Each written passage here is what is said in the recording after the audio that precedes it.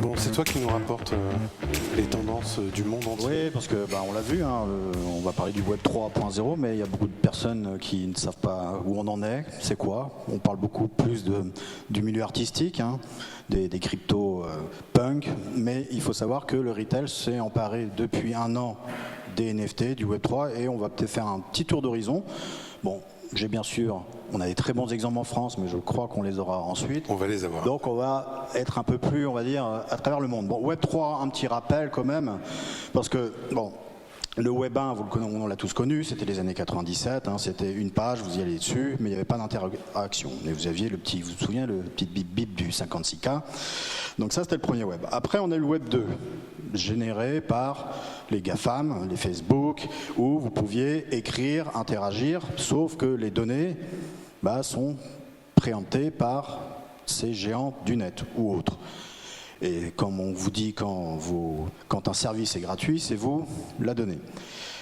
Le Web 3, sa promesse, parce que c'est une promesse, c'est une ambition, c'est pas encore une réalité, c'est le fait que demain, vous serez maître, ou maintenant, maître de vos données, vous pourrez les revaloriser, les revendre, et tout ce que vous aurez comme produit, vous pourrez le tracer, le revendre, et tout ça dans une transparence totale et décentralisée. Ça, c'est la promesse. Est-ce qu'on y est ou pas? Bon, déjà, j'ai une petite question. Qui a un wallet? D'accord.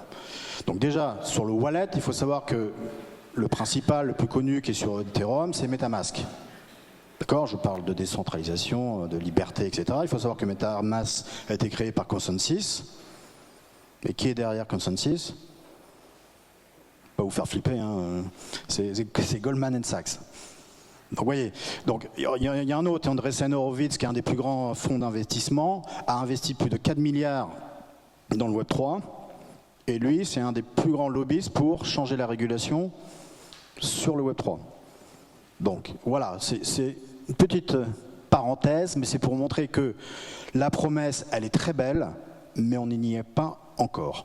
Néanmoins, c'est quoi? Il faut savoir que le principal frein pour beaucoup d'utilisateurs, c'est le wallet. C'est difficile l'utilisation, c'est un peu sec, il y a l'authentification avec les 12 mots, si vous perdez le papier, vous êtes perdu. Là, il y a une nouvelle norme qui va rentrer, qui arrive, qui est l'ERC 4337. Bon, je vous rassure, je ne vais pas faire un historique de toutes les normes, mais grosso modo, vous allez pouvoir acheter plusieurs produits en même temps, parce qu'à chaque fois, il faut acheter un produit. Vous allez pouvoir les gas fees, vous allez pouvoir les acheter en stablecoin.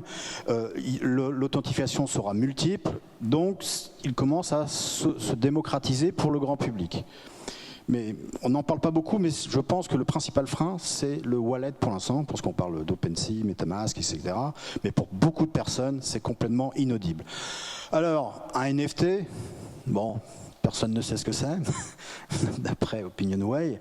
Il faut savoir que vous avez 7000 paramètres dans un token, paramétrage, pour savoir l'origine, la traçabilité, si vous voulez donner accès à la fidélisation, à l'interaction, à la gouvernance. On verra qu'on peut même aller jusqu'à de la gouvernance. Et ça, c'est vraiment passionnant, comme une copropriété. Donc vous avez 7000 paramètres.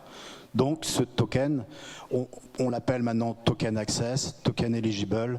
Voilà, ce sont les termes maintenant qui sont utilisés dans la communauté. Alors, je tiens à faire un petit clin d'œil. Est-ce que certains d'entre vous étaient au NFT Paris? Une main, deux, ok. Bon, c'était un événement assez important sur les NFT. Et il faut savoir que le partenaire principal, c'était Roche-Beaubois. Donc vous voyez, le retail, autant l'année dernière, je ne pense pas que c'était un retailer qui était partenaire sur ces événements-là, mais vous voyez que maintenant, des retailers sont partenaires, sponsors de ces événements autour des NFT. Ce que je veux dire par là, c'est qu'ils y croient. Bon, Roche-Beaubois a toujours été innovant, c'était les premiers à utiliser la RFID, mais je trouverais ce clin d'œil intéressant. Bon, je vais vous donner quelques chiffres. Il faut savoir que 43% des marques, on va dire pas du CAC 40, mais des grosses marques internationales, ont tous créé des projets Web3 ou NFT. Selon les chiffres, les premières ventes de NFT, ça a généré 100 millions. Bon, il faut savoir que là où on gagne plus d'argent, c'est la revente. Le but du jeu, c'est que votre NFT, votre jeton, votre token, on est allé jusqu'à 1,5 milliard. Il y a de tout. Il y a vraiment du sérieux, on l'évoquera à la table ronde, autour de la communauté, mais il y a aussi des personnes, des marques qui se sont dit il faut qu'on fasse le buzz médiatique, donc on va créer une petite parcelle sur Roblox, on va créer des NFT. Donc, dernier exemple, c'est Porsche qui a créé pour son nouveau modèle Porsche 911 plus de 7000 NFT cards, sauf que c'était autour de 0,99 Ethereum, c'était mal designé et il n'y avait aucune promesse derrière de club, de communauté, de service. Alors, 0,99 Ethereum, vous savez à peu près combien c'est? Donc, un Ethereum, c'est autour de 1500 euros, dollars. Donc, vous voyez que c'est relativement cher. Donc, derrière, il faut qu'il y ait une promesse, une communauté. Et c'est ça tout l'enjeu du Web3. C'est vraiment de ne plus parler de clients fidèles, mais de parler de communauté. Et on va le voir à travers différents exemples. Alors, justement, je parlais de démocratisation. Starbucks, je ne sais pas, vous avez peut-être Starbucks Rewards, propose maintenant d'accéder à des NFT. C'est-à-dire que vous allez avoir des stamps, ils appellent ça des stamps, mais en fait ce sont des NFT sur la plateforme Ethereum. Et en fait vous avez un questionnaire tout simple sur l'univers de Starbucks, etc. Et à chaque fois vous gagnez, selon le nombre de questions, un stamp, donc un NFT, que vous pouvez revendre dans la communauté sans passer justement par un wallet, sur une plateforme privée. Mais si vous voulez le mettre sur OpenSea, libre à vous. Mais ce qui est intéressant, c'est que derrière, ils vont vouloir offrir des services personnalisés, genre des goûters, des cafés avec des grands producteurs, etc., des voyages. Pour l'instant, c'est pas le cas, c'est encore flou, mais Starbucks, c'est quand même énormément de consommateurs et Starbucks va peut-être faire démocratiser, justement, faire en sorte que le NFT rentre dans la tête et surtout de comprendre en quoi les services associés sont beaucoup plus forts qu'une simple carte de feed. Ça, c'est intéressant, c'est Loves, donc enseigne américaine, donc c'est un projet. Eux, ils veulent greffer à chaque produit un NFT, donc authentification du produit, plus un tag RFID. Vous savez, on parlait de la RFID il y a depuis longtemps. La RFID, vous pouvez mettre plus de 120 caractères, ce qui faisait que votre produit était déjà unique. Eux, ils vont greffer le produit qu'ils vont louer ou acheter à la blockchain. Donc, ils vont créer un NFT et voir un smart contract. C'est-à-dire que si je le loue, que je le casse ou que je le raye, tout cela va être centralisé et on saura que quand la personne reprendra, il saura que Guillaume Rio a fait une rayure la dernière fois, donc je peux le prendre, donc vous aurez une traçabilité totale. Eux, ils vont plus jouer non pas sur une communauté, mais plus sur la partie traçabilité du produit. Et vous imaginez ça pour la revente, la seconde main. C'est ça le grand intérêt. La seconde main, demain, votre wallet, vous pourrez lire le tag RFID et vous aurez tout de suite sur votre MetaMask ou autre toute la traçabilité du produit et vous saurez qu'il a eu quelques réparations, qu'il a une garantie et surtout quand vous revendez un produit sur la blockchain via un smart contract, Loves saura qui est le prochain acheteur. Donc il pourra recommuniquer avec lui et le remettre dans la communauté. Il sera toujours dans la communauté. Alors, blockchain pour gouvernance. Alors là, on arrive carrément dans la copropriété. Alors c'est un concept pour l'instant. C'est D-Store, c'est une enseigne un peu branchouille au côté de San Francisco. Et ils ont ouvert un magasin à Havaiz. Je ne sais pas si vous connaissez, un quartier à San Francisco, où ils ont vendu 200 jetons. Donc 200 tokens ou NFT comme vous voulez, qui donnent, je vous ai montré, vous vous souvenez, les 7000 paramètres, où ils ont donné l'accès à la gouvernance.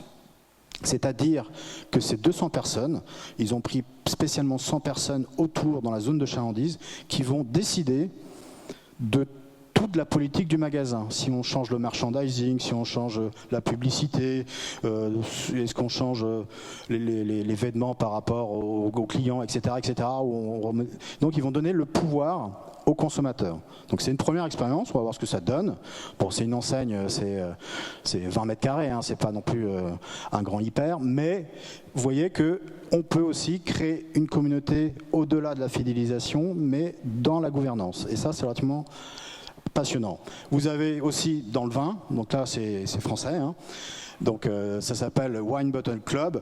Vous achetez un NFT, Et derrière, vous avez accès aux plus grands crus, vous avez droit à des dégustations et tout ça en temps réel. Vous avez toutes ces informations et donc vous êtes vraiment dans une notion de club. Et là, c'est par OpenSea. Alors Calissa, est-ce que vous connaissez Calissa? Bon, c'est une marque française de luxe, de streetwear. Alors quand vous achetez ce suite, il est authentifié, d'accord, badge RFID, NFT, vous avez son double virtuel, donc vous pouvez l'utiliser dans des métavers si vous voulez. Et ils ont une promesse, c'est que dès que votre suite est usé, ils non pas le remboursent, vous le remplacent. Alors je ne sais pas quel est leur business model, mais leur promesse c'est ça, je porte un NFT, un suite, et derrière il y a tout un process de service après-vente et bien sûr de communauté pour avoir des événements privés, etc. etc. Alors Nike c'est intéressant, leur dernier c'est Point Swoosh, donc tout le monde ne peut pas y accéder. Bon, c'est sur sélection, je ne connais pas leurs critères, mais c'est la possibilité de créer, de designer des chaussures, d'événements pour les mondes virtuels. Vous savez, il y a beaucoup d'enseignes de startups qui sont lancées dedans. The Fabricant, c'est le plus connu à Amsterdam, où carrément, ils peuvent vous créer des événements pour votre avatar. Là, ils font une sélection. Ils donnent tous les outils pour designer des chaussures, des vêtements, des suites, etc. Donc, ils ont un NFT, bien sûr, pour les authentifier et pour revendre leurs vêtements sur cette plateforme. Mais ce qui est intéressant pour Nike, c'est qu'ils arrivent à détecter les designers qui ont du talent. Et pourquoi pas les embaucher pour d'autres projets. Et donc ça, c'est un moyen de plus de recrutement que de vente. Ils ont lancé cette basket dernièrement. C'est la Crypto Kick. Vous voyez, on est vraiment dans les terminologies bien Web3. Donc bien sûr, il fallait acheter déjà un jeton NFT d'une certaine somme pour avoir accès à la vente privée. C'est un peu ce qu'on a dans la réalité sans NFT et traçabilité. Et en fait, cette chaussure, elle est greffée à c'est Artefact, elle est greffée à une apps et par rapport à vos pas, par rapport à votre activité, au nombre de fois que vous la portez, vous allez gagner des Ethereum sur votre blockchain que vous pourrez utiliser dans l'univers de Nike, etc. Donc c'est ce qu'on appelle le play to earn, c'est une forme de nouveauté dans le secteur et vous avez plein d'applis comme ceci. Vous avez Dimo, qui est une startup française, vous avez Sweetcoin, qui, grosso modo, tous vos gestes, tous vos mouvements, tous vos comportements, selon l'ambition de la marque, là c'est un véhicule, par rapport à la manière dont vous freinez, vous accélérez, etc., vous allez tout mémoriser dans la blockchain et ça va optimiser votre smart contract. Il faut savoir qu'on pourrait imaginer ça pour le User-Based Insurance. Vous savez, c'est Tesla la teste aux États-Unis où votre assurance est greffée sur votre usage. C'est-à-dire que vous payez 120 € la première fois, mais si vous êtes un bon conducteur, si vous ne collez pas trop véhicule de devant, vous avez un meilleur score et vous payez moins cher. Bon, on pourrait imaginer ça, greffé dans un smart contract, et quand je revends ma Tesla, on saura que j'étais un très bon conducteur, que je respectais la loi et qu'elle n'y a pas une griffure, etc. Et même pour les contrôles, si vous allez chez Norauto, s'ils sont associés, ils pourront dire il y a bien eu une révision, il y a bien eu un changement de batterie, etc., etc. Alors, on change de paradigme, si je puis me permettre. On parlait jusqu'à maintenant de CRM. Customer Relationship Management. Maintenant, si vous voulez briller en société, ou même tout à l'heure, à la pause, il faut parler de WRM, de Wallet Relationship Management. Donc, grosso modo, le CRM, c'était basé sur votre âge, votre taille, etc., vos quelques achats, etc. Sauf que maintenant, quand vous allez vous greffer sur une marque via votre wallet, il y aura la possibilité d'une marque d'analyser tout ce que vous avez dedans. D'accord ? Et par rapport à ça, il pourra vous proposer des offres. Ça paraît, vous allez me dire, c'est quoi ce truc parce que j'ai acheté un crypto punk, il va me proposer ceci, un suite, etc. Pourquoi pas? Alors, il y a un truc très simple, c'est ce qu'a fait Partouche. Partouche, donc, a créé un club NFT. Donc, les gens achètent des NFT Partouche, pour entrer dans le club, dans la communauté, etc. Mais certains d'entre eux ils ont pris la base de Porsche, parce que, comme je vous ai dit, ils ont lancé leur NFT 911 pour leur Porsche 911. Ils ont proposé à certains clients de Porsche d'avoir l'occasion d'avoir 2 cas de nuit, je crois, dans l'un des hôtels Partouche à Deauville. Bah, c'est intéressant en plus. Mais bon, moi j'ai un doute. C'est pas parce que moi j'achète un NFT de Porsche que j'ai une Porsche. Bon, après, à vérifier. Mais l'intérêt, c'est qu'on va pouvoir greffer, C'est un peu, vous savez, les vieux clubs Smile qu'on avait avant, multi-enseignes. Là, on aura, comme le Wallet Relationship Management permettra justement à toute marque de pouvoir accéder à certains de leurs clients. Alors vous avez Spotify qui maintenant va vous proposer c'est encore en test, des playlists originales que d'autres n'auront pas accès. Donc pareil, vous allez acheter un token à une certaine somme et vous serez le seul à détenir cette playlist, peut-être des compiles exclusifs de certains artistes, vous serez le seul à pouvoir l'écouter, mais vous pourrez les revendre. Peut-être elles prendront de la valeur. Ils vont même aller plus loin. Et ça, je trouve assez rigolo. Ils vont signer des partenariats avec des artistes, des sportifs. Vous savez, les sportifs, souvent, ils ont leur casque, ils s'échauffent, et ils ont leur casque sur les oreilles. Il y aura la possibilité de savoir ce qu'écoute Neymar quand il s'entraîne en exclusivité sur Spotify, parce que vous aurez acheté le jeton playlist Neymar entraînement. Voilà, c'est une forme, c'est Twitter, mais en augmenté, où vous rentrez presque dans sa tête. Mais il y a des projets assez fous, et je pense que ça peut marcher. Quoique, il faut qu'ils reviennent, qu'ils rejouent aussi. Alors, la démocratisation, elle va se faire par des gros. Bon, je l'ai mentionné un peu, c'est décentralisé, certes, mais Shopify, maintenant, vous savez que vous connaissez tous Shopify, c'est quand même 10% du e-commerce, c'est 4 millions de marques. Et maintenant, ils vont proposer à tous leurs 4 millions d'adhérents comment utiliser la NFT pour la fidélisation, pour créer des communautés, pour tout ce que vous voulez. Et donc ça va démocratiser la chose. Et c'est ce qu'ils ont fait très bien pendant le confinement. Shopify a proposé à toutes ces enseignes comment optimiser le pick-up, etc. Et ça s'est démocratisé. Et last but not least, on va finir là-dessus, les géants sont déjà dessus. Vous avez Rakuten. Rakuten a sa plateforme de NFT. Et il faut savoir qu'ils ont le programme de fidélisation le plus optimisé au monde, où votre fidélisation est incrémentée par tous les services de Rakuten. Que vous alliez sur leur plateforme de télé, que vous achetez n'importe quel bouquin ex-Prime Minister, etc. Et avec les NFT, on ira encore plus loin. Il y aura peut-être une forme de garantie, de service après-vente, d'optimisation. Et Amazon a pour projet aussi de créer une plateforme NFT.